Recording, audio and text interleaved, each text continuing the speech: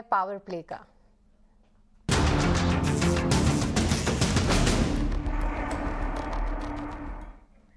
चलिए, अब power play में हमारे साथ कुणाल और नरेश भी मौजूद हैं। समझते हैं हमारे सभी एक्सपर्ट से कहां पे है उनकी नजर और कहां आप अगले 1 घंटे के लिए ट्रेड ले सकते हैं।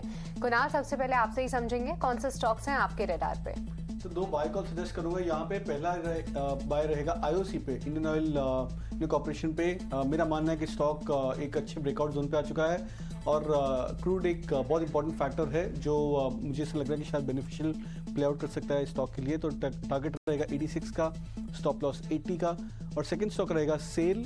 हालांकि काफ़ी मेटल स्टॉक्स ने कल अच्छा मूव दिखाया था, आज काफ़ी मेटल स्टॉक्स थोड़े से कंसोलिडेटिव फेज में, बट सेल अपनी पॉजिटिव मोमेंटम को बरकरार रखते हुए 85 के ऊपर ट्रेड कर रहा है। सजेस्ट करूंगा बाय के लिए 90 का टारगेट रख सकते हैं, स्टॉप लॉस 82.5। ठीक है, तो हम सरकारी कंपनियों का जिक्र कर रहे थे और दोनों ही जो शेयर हैं वो इसी स्पेस से कुणाल की तरफ से सेल को खरीदना है 90 के टारगेट के साथ, 82.5 के स्टॉप लॉस के साथ, इसको आप लीजिए। और दूसरा share IOC oil marketing company, यहाँ पर आपको फोकस करके चलना है 86 रुपये के टारगेट के लिए, 80 रुपये के स्टॉप लॉस के साथ इसको लेना है। नरेश, आपके लिस्ट में कौन से शेयर हैं? आखिरी 1-1.25 घंटे में कहाँ पर धमाल मचने की उम्मीद है? सबसे पहले बाय रहेगा यूनाइटेड स्पिरिट्स पर, जहाँ पे एक ब्रेकआउट करने की कोशिश हो रही है। 790-95 का एक रेजिस्टेंस है, वहीं से रिकवरी, वहीं से थोड़ा डिप आया है। 784 पे एक अच्छा रिस्क रिवॉर्ड बैठता है, स्टॉप लॉस होगा 775, टारगेट होगा 900। दूसरा भाई एनटीपीसी पर, जहाँ पे एक शॉर्ट टर्म ब्रेकआउट होने की तैयारी है 178 के ऊपर, यहाँ पे भी थोड़ा डिप आया 176 पे, 174 का स्टॉप लॉस रख के पोजिशनल टारगेट होगा 190। फॉर द डेज 178-180 का टारगेट हो सकता है।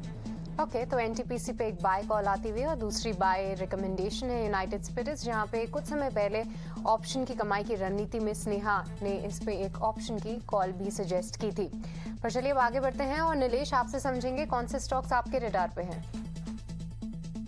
बिल्कुल शिक्षी, देखिए दोनों ही खरीदारी के काउंटर है, खरीदारी पे ही फोकस है और स्टॉक स्पेसिफिक एक्शन काफी अच्छा हमें बनता हुआ नजर आ रहा है। फाइनेंशियल स्पेस में से एमएनएम फाइनेंस, देखिए Cholamandalam finance all time high levels पे लगातार ट्रेड करता हुआ नजर आ रहा है। इसी प्रकार का मूव हमें एमएनएम फाइनेंस में भी देखने को मिल रहा है। यहाँ पर एक छोटे टाइम फ्रेम पे कंसोलिडेशन के बाद ब्रेकआउट हमें देखने को मिला था। Technically flag and coal sort of pattern यहाँ पे दिखता हुआ नजर आया था और कल का जो गैप ऑफ ओपनिंग हुई थी उसके ऊपर लगातार सस्टेन कर रहा है। करंट लेवल पे एमएनएम फाइनेंस में लॉन्ग पोजीशन इनिशिएट करने की होगी, 280 तक की अपसाइड रिलीज मिल सकती है, 264 का स्टॉप लॉस होना होगा। दूसरी ओर डेल्टा कॉप एक पर्टिकुलर काउंटर है जहाँ पे एक मेजर पॉइंट ट्रेंड का ब्रेकआउट हमें पहले देखने को मिला था। इसके स्तरों पर एक काफी अच्छा बेस फॉर्मेशन हुआ है, हाई बन रहे हैं और काफी अच्छा ओपोनेंट है। तो डेल्टा कॉप में खरीदारी करने की सलाह होगी 220 के टारगेट के लिए, 207 का स्टॉप। ठीक है, डेल्टा कॉर्प के लिए टारगेट होगा 220 रुपए का, 207 के स्टॉप लॉस के साथ। और नतीजों के बाद हमने एमएनएम फाइनेंस में तेजी देखी है, लेकिन तेजी और कंटिन्यू होगी क्योंकि बहुत ही दमदार नतीजे आए थे और टेक्निकली भी ये शेयर अच्छा लग रहा है। नीलेश को 280 के टारगेट्स इसमें आते हुए दिखेंगे, हालांकि इसके ऊपर के भी तमाम ब्रोकरेजेस ने टारगेट्स हो जाए हैं। शेयर खान ने इसके लिए 315 रुपए का टारगेट दिया है एमएनएम फाइनेंशियल के लिए। लेकिन आखिर में आपसे जानना चाहेंगे रत्नेश, आपके लिस्ट में 2 नए शेयर कौन से हैं जहां पर आप ट्रेड लेने की सलाह देंगे अभी के अभी?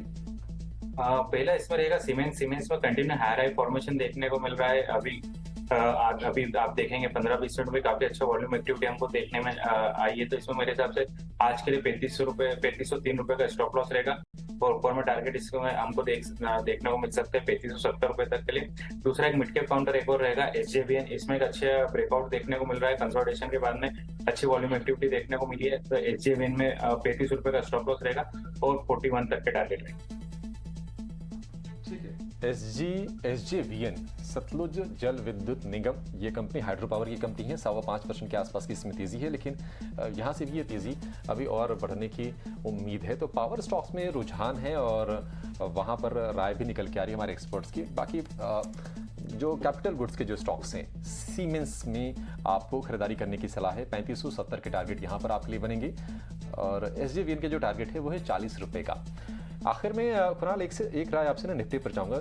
शो की शुरुआत में हमने ये पूछा था कि क्या 18,100 से थोड़ा सा नीचे आए बाजार, 18,050 के आसपास क्या बाइंग के मौके होंगे? क्या हम देख रहे हैं कि उसके आसपास ही इस वक्त है, क्या 25-30 पॉइंट या 50 पॉइंट के लिए आप आखिर के घंटे भर में कोई ट्रेड लेने की सलाह देंगे इंडेक्स पर? तो कल जब आपने मुझे पूछा था तो मैंने कहा था कि 18,200 एक रेजिस्टेंस है जहाँ पे टेक्निकली एक मार्केट एक पॉज अनिवार्य है कि लेना चाहिए। तो हमने आज देखा कि इंडेक्स में एक अच्छी करेक्शन आई है, 100 पॉइंट की करेक्शन आई है। मेरा मानना है कि अब रिस्क रिवॉर्ड फेवरेबल है लॉन्ग्स इनिशिएट करने के लिए या बाय साइड इनिशिएट करने के लिए इंडेक्स में। आज फेड की पॉलिसी इवेंट है, मेरा ऐसा मानना है कि शायद ज़्यादा नेगेटिव ना हो फेड की पॉलिसी के बाद यूएस मार्केट की इफेक्ट। सो उस लिहाज से मुझे ऐसा लग रहा है कि अच्छी शॉर्ट कवरिंग या फिर एक लॉन्ग बिल्टअप वापस आ सकती है इंडेक्स में। तो ओवरनाइट ट्रेडर्स अगर लॉन्ग कैरी करना चाहे तो आई थिंक मैं सलाह दूंगा index both Nifty and bank Nifty में लॉन्ग पोजीशन इनिशिएट करने के लिए। और अगर आप सेफ खेलना चाहते हैं तो आप कॉल ऑप्शंस पे ट्रेड कर सकते हैं दोनों इंडेक्सेस में।